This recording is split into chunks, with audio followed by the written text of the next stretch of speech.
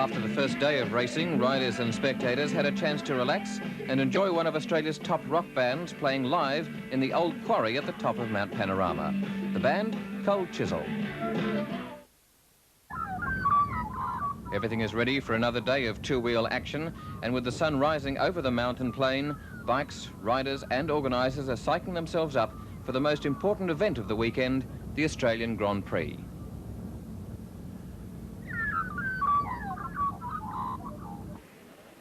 And a capacity field on the grid for the first Grand Prix of the weekend, the Australian 350cc Grand Prix, over 8 laps, 49.38 kilometres around Mount Panorama. The favourite for the event is on bike 24, Chris Oldfield, in the middle of the front row of the grid.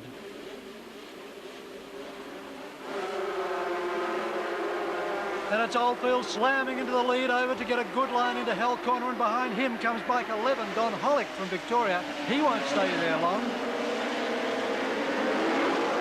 because also in the field are such riders as Michael Dowson, and we saw right up near the front the Queensland rider Terry Paviel having his first ride at Mount Panorama on a TZ Yamaha.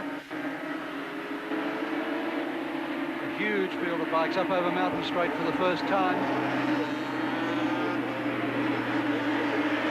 The lap record for these machines, 2:20.04 seconds, standing to Greg Hansford, set in 1980 on the Works Kawasaki.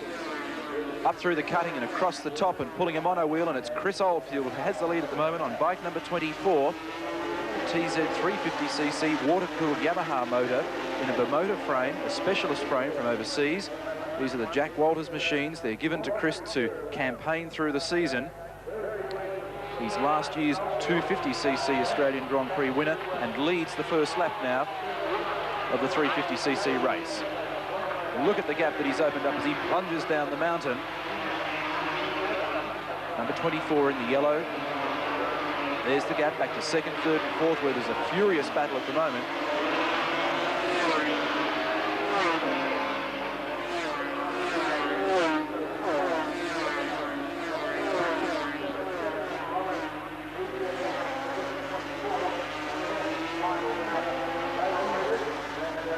On to Conrod straight for the first of 8 laps of the Australian 350cc Grand Prix, looking at upwards of 250 kilometres an hour.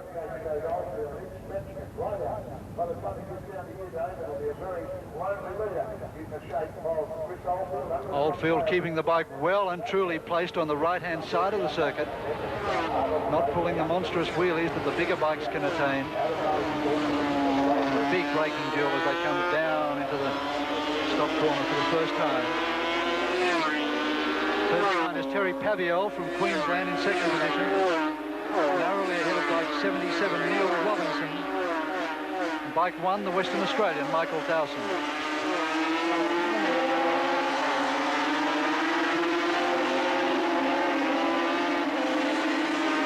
Up over the top, Paviel has Robinson's measure as they charge down into GTX Bend.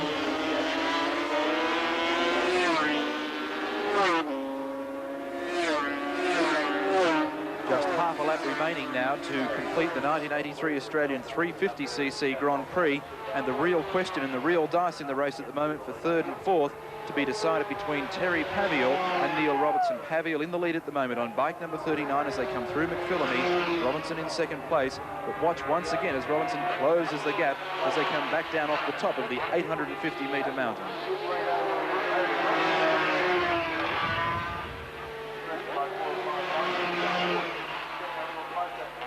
Now all over him, and he's done it. Paviel had something blow on his bike and pulls it away, and Neil Robinson moves to third position in the Australian 350cc Grand Prix. As we watch our leader come down Conrod, I'd suggest that Robinson, a very lucky rider then, that he didn't pile straight into the back of Paviel's rather sick bike.